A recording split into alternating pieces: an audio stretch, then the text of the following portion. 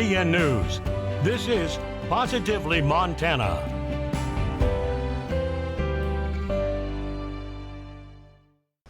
Hello there, I'm Jill Valley, and thank you for joining us for this week's edition of Positively Montana. It is where we showcase incredible Montanans making a difference in their communities and the unique voices of Big Sky Country.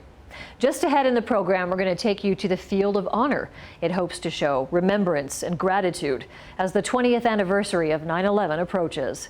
We also have a story of two dads paving the way for the next generation with fly fishing rods in hand. But first, it is the largest donation ever given to a College of Nursing program in the entire country. The impacts of this multi-million-dollar gift reach as far as Bozeman, Missoula, and Kalispell. Our team coverage starts with Annie Johnson in Bozeman.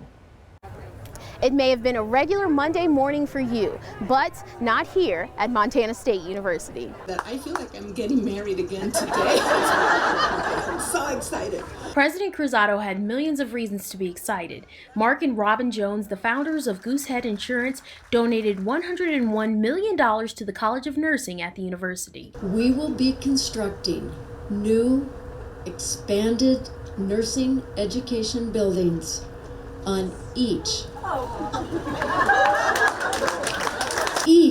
of our nursing campuses located in Bozeman, Missoula, Kalispell, Great Falls, and Billings. 5 new buildings, new student scholarships, 5 professorships, and a new midwifery program will all be created because of the large gift. And nursing students agree it's not just about the money. So we get all this money and people see a dollar sign in front of it, but it's, if I were to need care tomorrow in the hospital, I want the right person to be there, and I want somebody that has had all the opportunities to take care of me. Somebody has to go through training, somebody has to go through school to take care of you, and this is giving so many more people that opportunity.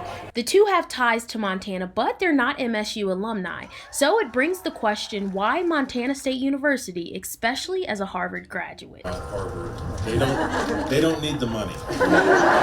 This is an investment, and we're making the investment because there's great leadership at Montana State, and they brought forward a problem that we were, able to do something about working with them. This is the largest donation given to a College of Nursing program throughout the country. Reporting at Montana State University, Annie Johnson, MTN News. An announcement made at Montana State University on Monday is sending shockwaves through the collegiate nursing community. The largest donation ever given to a college nursing program was gifted to MSU, and that will have impacts not only in Bozeman, but across the state of Montana. Campus leaders are saying now more than ever, this gift means everything. Speechless, couldn't fathom a number that large, couldn't even comprehend it at that moment. Dale Mayer is still beaming from this news. For $101 million. The country's largest donation to any collegiate nursing program was just gifted to MSU. The pomp and circumstance of this announcement might have taken place in Bozeman, but the effects of this donation will ripple through the state all the way to Zootown. MSU College of Nursing has had a campus in Missoula since 1976. So that is 45 years, and we have been honored to be a part of MSU College of Nursing here on the U of M campus. We've had a long-term lease. We've been in different spaces, most recently here in Corbin Hall, which is behind us. Missoula's branch of MSU's nursing program boasts of 130 undergrad students, a handful of accelerated BSN students, and an online graduate program. But the temporary home for these students is bursting at the seams. Our space in historic Corbin Hall, it was not built for classroom space. The donation will provide funding for new facilities at each of the MSU College of Nursing's 5 campuses, including Missoula. New facilities will be equipped with modern classrooms and state-of-the-art simulation labs. The donation will also reach beyond the classroom. Positively impact the health of Montanans all across the state, especially in the rural communities where they are health profession shortage areas. They don't have the providers out in those rural communities that we are lucky enough to have in Missoula. And so that's where we will educate our nurse practitioners and our BSN prepared nurses to go and work in those rural communities. If there was ever a time to put the spotlight on nursing, Mayor says that time is now. We did not expect there'd be a worldwide pandemic in 2020, but the pandemic has really highlighted the importance of nurses and the care they provided, especially during times and caring for vulnerable patients. In Missoula, Megan Mannering, MTN News. 300 American flags fly together in Big Fork, honoring lives lost on 9/11 as the 20th anniversary approaches. We don't want the 20-year anniversary to get brushed aside for other reasons, and we're hoping that this will help people to remember it. September 11, 2021 will mark 20 years since the tragic and unforgettable terrorist attacks that forever changed thousands of American lives and the heroic acts that followed. In this case, what we wanted to do was bring awareness and attention to the fact that it was the 20-year anniversary of the attacks of 9/11-2001. And so by placing the flags up here, I think we've created a pretty nice visual display for people to see. 9/11 Honor and Serve Foundation President Bill Thomas and a team of volunteers helped set up 300 flags, with each flag representing a person lost on 9/11. Thomas hopes the Field of Honor will bring all community members together, a time to reflect and be thankful. Regardless of what aisle of the political spectrum, it didn't matter. We were one nation, and we had shared this horrific time together. And so having the field here is just an opportunity for us to remind folks about that. It was 20 years ago, and let them know, we're still that. We're still a great nation. We've still got a lot of great people, but maybe let them, think back to those times and how we just came together in with one common idea of, healing a nation from a tragic day. Doug Averill owns Wrangler Springs Ranch and has opened his property to host the Field of Honor, inviting all visitors free of charge to see the flag dedication up close until September 11th. If you remember at 9/11, everybody had a flag out and everybody supported each other, and it just seems with what's going on now, it's a great time to do a little bit of effort on our part. Charles Del Campo was driving along Highway 35 when hundreds of American flags caught his eye. Del Campo says the flags reminded him of the ultimate sacrifice, fallen soldiers and friends from his time serving in the Vietnam War. Well, I have friends that aren't here anymore. I have friends that have PTSD from that war, and I think about them often. And I just lost one last April, so you never forget. I miss their smile. I miss how they would tease me, that banter back and forth. A special remembrance will take place here at the Field of Honor at 4 p.m. on September 11th. Admission and parking are free to the public. In Big Fork, Sean Wells, MTN News. As they cast back, Gary Schild and Ben Charbonneau also cast forward towards future generations, paving the way with their fly rods in hand propped up next to a riverbank. And to get some kids out fly fishing, to be honest, and spending a day with their dad. We just keep it as simple as that. We just feel that connection is important, and any way we can foster that connection between a mentor or a dad and their child is what we wanted to foster. 3 years ago, the friends started the Casting Shadows Foundation when they looked around and noticed their fly fishing buddies were gone. Both families' kids were grown and Charbonneau's father had passed, so they decided to create a new group to fish with, and this group had a purpose. And it's really so little about fly fishing and so much about spending time together outside. These friends used fly fishing as a vehicle to spread their message of the importance of fatherhood, with life lessons and fishing lessons taught along the way. Sometimes don't pull too hard, anytime you start fishing some smaller flies, it teaches you that, maybe a little bit of subtlety would be better than a complete tuna hook set. The nonprofit raises money for 8 to 10 fully guided fishing trips for one girl or a boy and who they consider to be a male role model in their life. It's teaching young people how to be adults, how to be responsible adults. Schild and Charbonneau combined their two greatest loves together to start a foundation, being a father and fly fishing.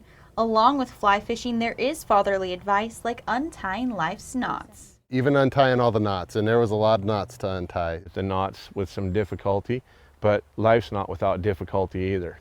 So it teaches patience. The foundation is hosting its main fundraising event on Saturday, October 23rd at the Lolo Community Center. If you want to learn more about the events or Casting Shadows Foundation, you can head over to kpax.com. In Lolo, I'm Hannah Hislop, MTN News. There's more ahead on Positively Montana. It was 8 years in the making as Landon's Legacy in Billings breaks ground on their miracle field. More stories from the heart of the Treasure State are on the way when Positively Montana continues after this. Welcome back to Positively Montana. A Great Falls woman is being recognized for helping to save a man's life. MTN's Coulter Anstad tells us what she did and what her message is for others. You wouldn't know unless I told you, but this spot I'm standing at right now in Great Falls was the site of a medical emergency. Thankfully, it's just steps away from a daycare where an employee knows CPR. Most of us wake up every day and go about our lives not expecting and maybe not even wanting to be a hero. But that's just what you might call Michelle Ressler. The day it happened, I came out here to see what was going on. Earlier this summer, in the alley next to the schoolhouse daycare and preschool where she works, she used CPR to help save a man's life. I got the wave to come on out, and I went over there being nosy. Went out over there. We checked on the gentleman to make sure he had a pulse or not a pulse. No pulse at that time, so I just got down on the ground and started administering CPR. This week, Great Falls Emergency Services organized a small ceremony for her. We made this certificate for you in recognition for your efforts. I would strongly encourage everybody to learn CPR. For your efforts. We actually had our CPR recertification 2 months prior to this happening. I am very grateful because otherwise I don't know if he would have survived. Great Falls Emergency Services Medical Director Dr. Dustin Stewart says the recognition is important because it highlights a big need for the organization. So one of the biggest things that we can have or need help with in the community is people willing to step up. People that are willing to, when they see an emergency happening, be willing to be the first ones there to be able to try and provide help. When performing CPR, GFES General Manager Justin Gross says don't be afraid to push hard. Ideally expose their chest so that your hands are actually on their chest and not on top of their clothing. Being on top of their clothing, you can start to skid around a little bit. And there is a certain spot you want to be for ideal chest compressions. And then you begin your chest compressions fairly rapidly and perhaps a little bit harder than one might think. You know, typically when we start chest compressions, we do feel some ribs break. After the incident, Ressler called the hospital and tried to get information about the man, but the hospital couldn't release any information to her. If you had a chance to talk to them, what would you say to him? Have you thought about that? I'm glad that he survived. I'm happy to see that he's still alive because of what I did. Now, the daycare worker was not the only one recognized at the ceremony. 2 Great Falls Emergency Services personnel were also recognized. To see their story, check out this story on our website. In Great Falls, Coulter Anstad, MTN News. Hello everybody, I'm Casey Conlon. For the last 8 years, we've watched Landon's legacy grow from an idea into a force. Maybe you've played in one of the golf tournaments. You've certainly seen one of the thousands of car window decals across town. But maybe you've wondered what it was all building toward. The answer, Billings' first ever, all-inclusive Miracle Field. Yes, perfect. Yeah. It was surreal last night. It finally hit me that we're actually doing this. We're not just talking about it and asking people to help us, and it's actually happening. Marcie Smith founded Landon's legacy the day she wrote her son's obituary, June 6, 2013. It was his dream to be a baseball player, but life never gave him that chance. The Smiths vowed they wouldn't let that happen to anyone else in this community. Landon knows now that this is his. But now my way is for all the kids in the future and the present that finally get to play and have fun and be normal and be happy. The groundbreaking marks phase 1 of the project that will be done in connection with infrastructure improvements to Poly Vista Park. Smith hopes to have the field surface down and ready for all to use by next spring. It will be just the second Miracle Field in the state. The other is all the way up in Kalispell, so it'll serve a huge special needs population, one the Billings Park system is finally helping. I would like to think that we have jump-started the city on doing the inclusive playgrounds, because there was nothing, absolutely nothing here. And now I'm hearing the word inclusive more. I'm seeing more stuff being done. Take one look around the groundbreaking, one of the most heavily attended in Billings history. Landon! And you can see what this project means to all. You have forged a path for your son's legacy to bring joy, space, movement, and play to countless children, adults, and families who have not had a river of their own. This community has shown me so much love and support that I could never thank any of you enough. I've learned about people and how amazing they are and how much they give and how much they care. I had no idea how much people cared in this community for each other. To Landon! Here's to Landon! Casey Conlon, MTN News. Just ahead on Positively Montana, these scouts are learning to be good citizens by cleaning up our national parks. Positively Montana continues after this.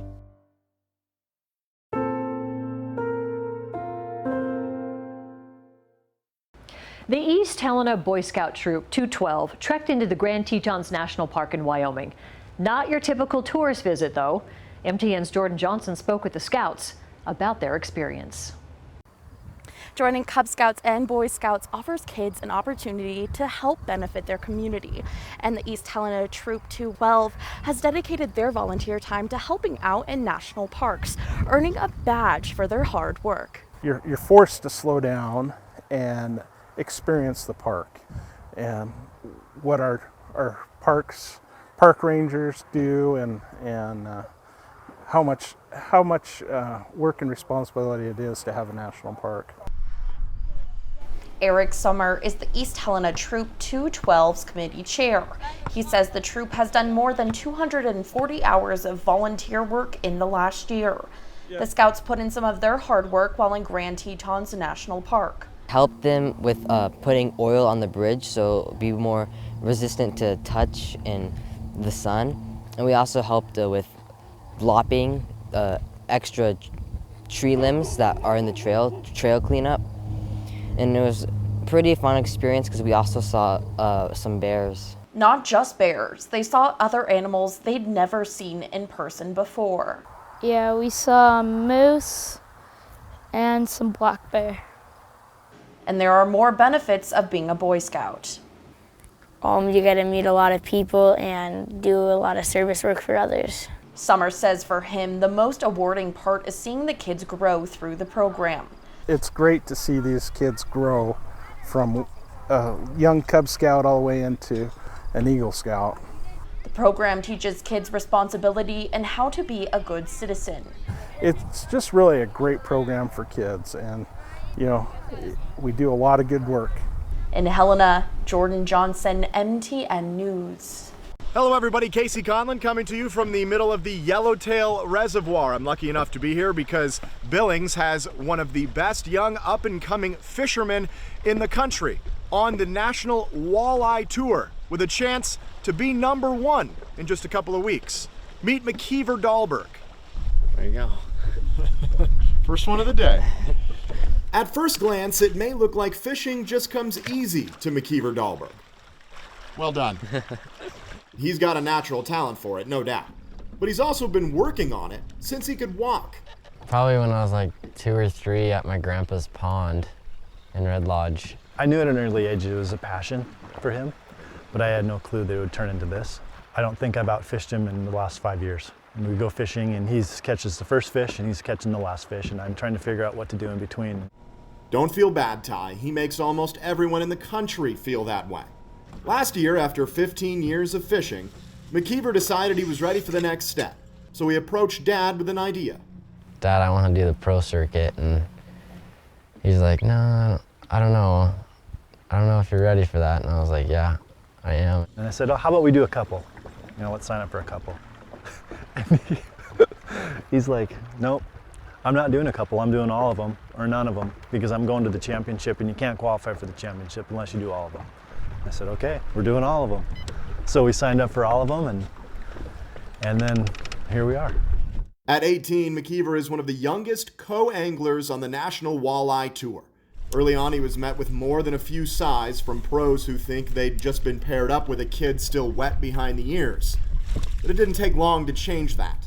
First day, I didn't do very good. I was in like 70th place, and on the second day, I had the biggest bag of the day out of everyone for the second day and jumped to 10th place, so that was pretty cool.